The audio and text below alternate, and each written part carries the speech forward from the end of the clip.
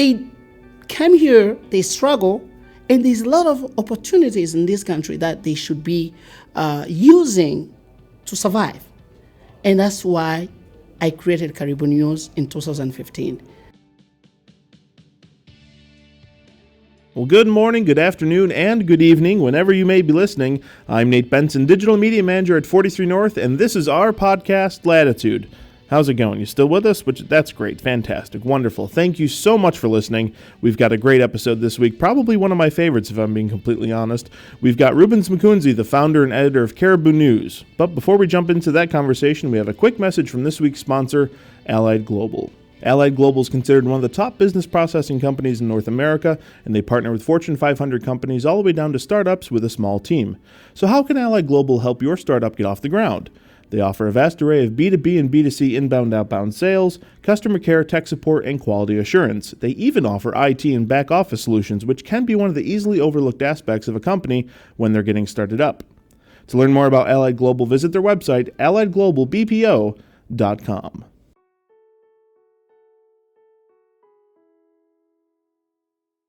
Imagine growing up in the midst of one of the largest genocides in human history. Then starting a newsletter in high school that focused on education, then starting a newspaper and radio show in a country without freedom of speech or freedom of the press.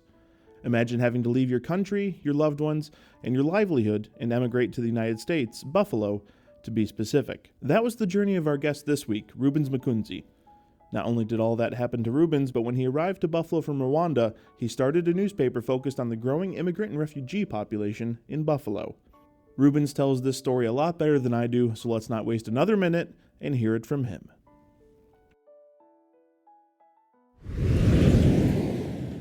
Rubens, my friend, how are you today? I'm good. How are you? We always start these out with the quick pitch of who you are and what your startup is. So why don't you walk the audience through real quick who you are and what Caribou News is. Yeah, sometimes it's not easy to say who I am, but I'm a simple man. So, yeah, I was born and grew up in Rwanda, Africa. I went through a lot of things in my country, but as you know, in 1994 happened genocide. So I was very young, and I saw terrible things happening in my country. How young were you, if you don't mind? Yeah, I was in my 15. Okay. Yes, and we struggled like any Rwandan. So my country went through bad things, but thank God that today the country it's much better. You know, you see a lot more news reports that are generally, at least on the surface, more positive coming out of Rwanda, and there's some stability at least. Yeah, I would say yes, there's a lot of positive things happening in my country, but of course there's a lot of things to work on, because if you see reconciliation between people in Rwanda, so in Rwanda we do have two population, Hutu and Tutsi. It's still a problem to say that we have these two people reconciliated. So I think, yes, there's a positive things happen in Rwanda, but there's a lot of things. Among those things, of course, freedom of speech is still a big problem in my country. And that's why I fled my country to come here in USA. And you were a journalist in Rwanda? Yes. When did you start that journey? It's a long time ago. Anyways, I started this when I was in my high school. Okay. I started a little, not even newspaper. It was a newsletter. Yes. So as I went to art school, I was drawing cartoons and having my newsletter writing by hands and my colleagues and post the papers on board, so that other student can come and read what's going on in our school. So that's how I started Wes's Gazette. That was the newsletter. Okay. And of course, we haven't any machine or camera to do this newsletter. So the only thing we could use was just our hands. So that's how I started. It was in 2002, I think, or 2001. But of course, I was dreaming to become a professional journalist. And it happened in 2005 when I found a job on radio was private radio station. Like I said, in 1994, when the genocide happened in Rwanda, we had only one radio station. And after genocide, we had a lot of radio station coming. And I wanted to have a radio where I can have a voice, talk with my community. Sure. So that's how I started to be a journalist in 2005. I worked for a private radio station, and then I shifted to another radio station, which was very popular. So, and then I became popular because of the show I was making on radio with a nickname of Mr. Bean. So that was my nickname when I was working on radio. But of course, I was doing the best I can to participate or to contribute how our country can move on after genocide. Like I said, we went through a lot of problems. So in 2009, I started the newsletter that I had at my high school. I developed it to become a real newspaper. Okay. So in 2009, the West Gazette became a real newspaper, which was focusing about education. And this newspaper was going on in all of the country, wow, in the schools, high schools, universities, all over the country. And it was very known as a special newspaper about education. I imagine a lot of work went into getting, circulation, things like that out, because, you're still even in 2009 rebounding from, the atrocities of 94, infrastructure, things like that. I can't imagine it was an easy process to just get a newspaper off the ground. Man, I don't know what I can say right now, but it was very tough. Because if you see the infrastructure or the manufacturer in my country is still down, it's not a developing country like sure, USA. I remember when I started my newspaper, it was very tough to find a print in my country. I had to take my newspaper to be printed in Uganda. So, and founding, wow. Oh yeah, yes, enough of my country. So, and the situation of media in my country was very complicated. I imagine. Because if you want to write something or talk about anything, you have to be careful. Because wherever or whoever will accuse you kind of a genocide ideology or trying take the country back. Yes. Yeah, okay. So you have to be careful. And as a journalist, you're trying to tell the story. Yes. So, and I know it's some of the details, based on our peers' conversations, are a bit hard to go through. But you ran into some trouble from the government with some of the things you may have said. So you made a decision at what point that, okay, you know what, it's time to go. Yeah, that's what I did. I haven't that time choice. All I could do was just to save my life, because not only me, but most of the journalists were in trouble in my country. We had a lot of numbers of journalists being jailed or beaten or kidnapped or if you publish this, there's somebody who gonna come and double check first before you distribute your newspaper, or somebody who will come and double check what you're gonna talk on radio, or there's somebody who will come and say, why are you talking this on radio? And will stop you talking live. So I saw all those issues happening, and then I said, I cannot stay in this situation. So that's why I fled my country, and my beloved country. Have you been back since? Yeah. No, not going back in my country, but I have connections sure, with my friends, my family. Mm-hmm. So it's like you're connected here. I'm very connected. Yeah. So I didn't go back, but I'm hoping one day I'll go back in my country. So what year was it when you came to the United States, and did you come right to Buffalo? Was there anywhere in between Rwanda and Buffalo, or was it straight here to the Queen City?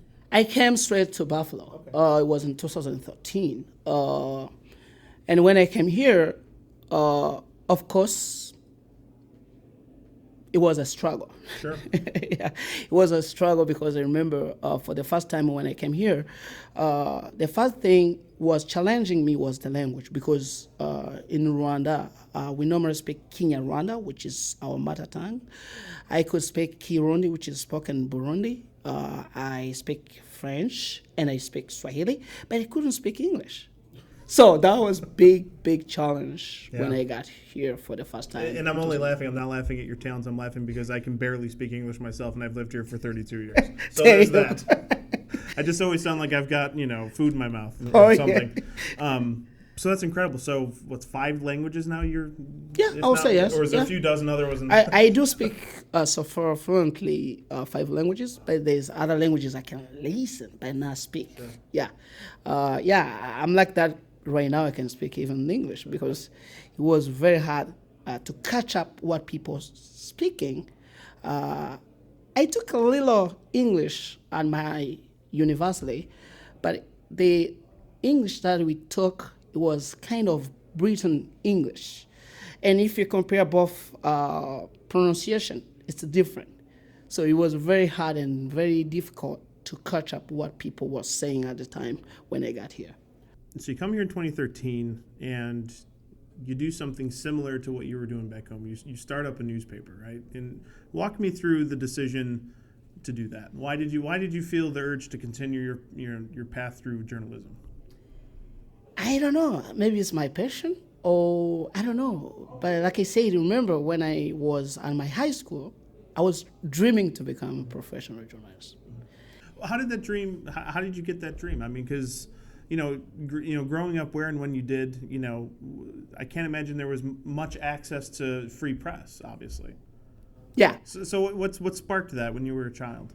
When I was a child, I was really love to hear or to listen on radio. Mm-hmm. And there is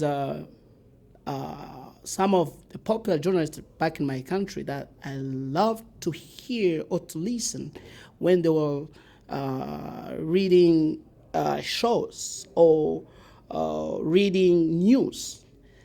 I think that's one of the things inspired me to become a journalist. But another thing, I love to see people coming together. Mm-hmm. And if you use world media, it's a good thing to call people to come together. I wish I could be a musician. I wish I could be maybe a filmmaker, but I choose to become a journalist so that I can use this to call people to come together. So in my family, I never had anybody who was a journalist at the time, but myself, I feel journalist and somebody who can help our community. And go back to your question, when I got here in 2013, of course, I haven't any idea to become a journalist in USA. Mm-hmm. So I struggled, of course. I started by trying to get another job. And of course, it was difficult to go back in journalism because of my accent. I didn't have any experience about journalism in this country. But in 2014, I got a chance to work with a national institute as interpreter. So, working. And for those, not to interrupt, for those who aren't familiar, who might not be listening outside of Buffalo, International Institute's one of the kind of premier refugee and immigrant placement centers and organizations here in Buffalo. They kind of like a first line of defense when a refugee or an immigrant comes to Buffalo. Correct. And when I got this chance to be a translator or interpreter at National Institute, I learned a lot about refugees and immigrant community. And then I found out that there is a lot of chances to create my own vehicle to be like a vehicle to be helping refugees to have a voice. And then 2015, I learned how I can start my own this vehicle, which is Caribou News Today. And this vehicle would be helping immigrants and refugees to express themselves. Because I found out that most of the refugees, when they come here, they don't have enough information to what's going on in the area. They don't have really connections. They come here, they struggle, And there's a lot of opportunities in this country that they should be using to survive. And that's why I created Caribou News in 2015 to be a voice for refugees and immigrants and to help them to catch up what's going on in the area and to link them with other community living in this country. So, for all those keeping score at home, speak 5 languages, journalist in Rwanda, came here to the United States in 2013 and started a newspaper in the time when newspapers are across the world are closing down because they can't figure out how to connect to their communities. It's pretty incredible, don't you think? I don't know, yeah. I'll say it's pretty incredible. I think so. But again, when you love something, you never give up. Whoever will try to tell you, hey, you should be doing this at this time, you should maybe try and go to this career or doing this. I had a lot of people who were telling me that I couldn't be successful in this industry of publication newspaper because right now newspaper are going down. I agreed, but it was my passion. And that's why I said, you know what, I will struggle, yes, but I know one day I will be successful with my paper or my business. Of course, like you said, I had some basic things because I had experience. Mm-hmm. And another thing motivated me to do this is because in this country, people are afraid to talk. So when I got here, I said, oh, really? I can talk now. You understand? You can almost say anything you want within reason. Let me give you an example. Sure. The first issue that I published in July 2014, I draw a cartoon of Barack Obama talking about immigrants and refugees. And I remember back in my country, it's not anybody gonna draw Mr. President or whoever high official. You just don't do it. If you do that, I don't know, but you'll be in trouble. Yeah. We might not hear from you for a while. If exactly. Yeah. Exactly. So when I got here, I said, oh, this is a time. This is a good time to express myself. This is a good time to help my community. Yeah, like you said, refugees, when they got here, they struggle. Yeah. And it seems like sometimes people don't care about this struggle from refugees and immigrants. So how we can share, how we can rebuild, or using this opportunity, getting these people contributing for this country. That's why. So 2 years into this, almost 2 years now into this, what are the stories you're telling, and what are the issues that you're discovering are important to the refugee immigrant community? Oh, I found out that especially in Buffalo, there's people really understand about refugees and immigrants, but there's other people don't care, don't even supporting these people coming in this country.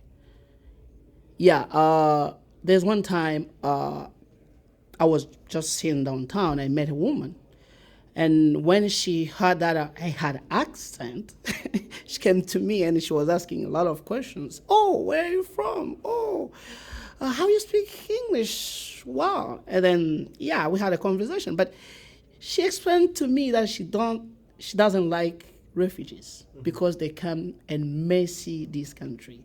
They came here for no reason. They should stay back in their countries. But I think people need to understand why refugees are coming in this country. Yeah. There's a lot of things happening outside of this country. There's a war. People are dying. If you go in Syria, if you go in Iraq, these people are coming here for a purpose. And if you see your neighbor, if he has a problem, you should listen to him first and maybe helping him. So I grew up as a Christian, and I believe that whoever has a problem, I'll be able to help or to listen. So we should be understanding well why refugees. So those issues, and of course, refugees are telling their own stories. I like this. In Caribou, we published so far a lot of stories from refugees. They want to tell their stories. They had a back experience which was very bad, and this time they want to express themselves. Another thing in Caribou News, we are connecting refugees. Like he said, when I got here, nobody knew that I would be a journalist and I would have this newspaper. Nobody could discover that I had this talent. But look, last year I won a business competition. Nobody could believe that I could win this competition. So we do have talent. We do have skills. And I think we can share these skills and talent with other citizens. The business competition you're referring to, it kicked off 43 North Week last year. It was held at the Science Museum. It's called The Pitch. We announced that we'll be doing it again this year, so there'll be The Pitch Part 2. And I believe that was a pretty significant prize for a small business like yourself. Obviously, the 43 North Grand Prize it's that type of competition is not geared up for something that you're doing, but The Pitch is a smaller prize where, it goes a long way for a small business like yourself, right? What were you able to do, after The Pitch, winning that? When I won the pitch last year, I won $10,000, which is very, very important as a small business, as a Caribou. So after winning this pitch, of course, I had to see how I can expand my business. Yeah. Because when I started my business, I had little money on my pocket, which wasn't enough. And if you see this publication industry, it's very expensive. And my paper is for free. So I'm not selling, I'm not making money. I can make little money when people come to Caribou and want to advertise. But when I won this pitch competition, I made the best I could to expand my business. So when I started, I was publishing 5,000 copies, and right now we're publishing 10,000 copies. So you see that we doubled number. And right now, I'm trying to make more channels to Caribou News, not only a newspaper, but having other channels like producing videos.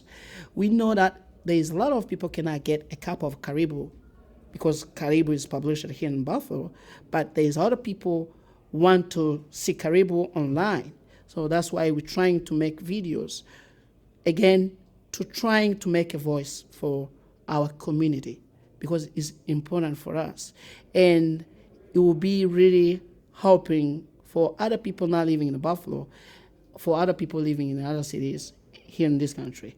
So with this money, again, I tried to increase translation or the stories that we publish in other languages in Caribou News.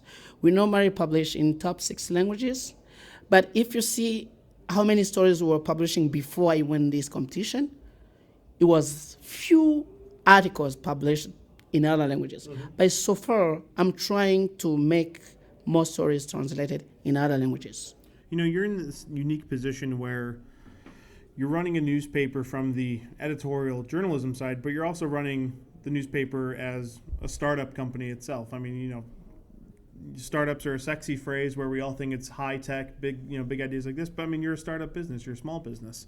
What are the challenges from the business side that you've learned to overcome, especially in the kind of small time publishing world? Oh, a lot of challenges, of course. As a newspaper, this business is going down because of internet. Most of the people go on internet reading news. They use social medias. That was the first challenge. But the good thing is that most of the refugees and immigrants, they don't have a chance to use internet. And some of them, they never been at school, so they have a chance to read the paper. But the big challenge that I had when I started this business, it was the investment. The money that I'm making in this business, it wasn't really enough. I may need more capital to invest in my business. and it was very tough to find people investing in my business. The other challenge was how this newspaper is produced. Normally, other newspapers in this area, they publish in English. But we are publishing in English in other top 6 languages. So it was and it's still very hard to find people helping me to translate in these languages. And of course, it takes time. Imagine if you have a story in English and you need to be translated in Burmese or Arabic. Yeah. So it takes time. So this may really be a challenge because it will take you a time. And as we're trying to make money, it will be tough to make money. Yeah. Another challenge I faced was people to understand what was the goal of Caribou News.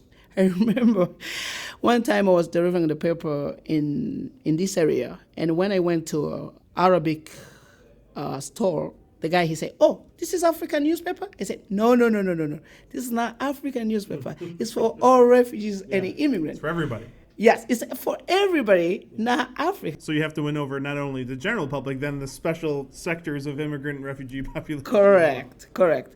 So the understanding of Caribou News model was a bit difficult at the beginning, but I think that today people understand and people see the real importance of this newspaper. Mm-hmm. Yes. But back, so where do you think things are going for the rest of this year moving forward? I mean, what are some of the goals, if you don't mind sharing, that you have for Caribou News? Definitely. I do have a lot of goals. Like I said, when I started Caribou News, it was a newspaper.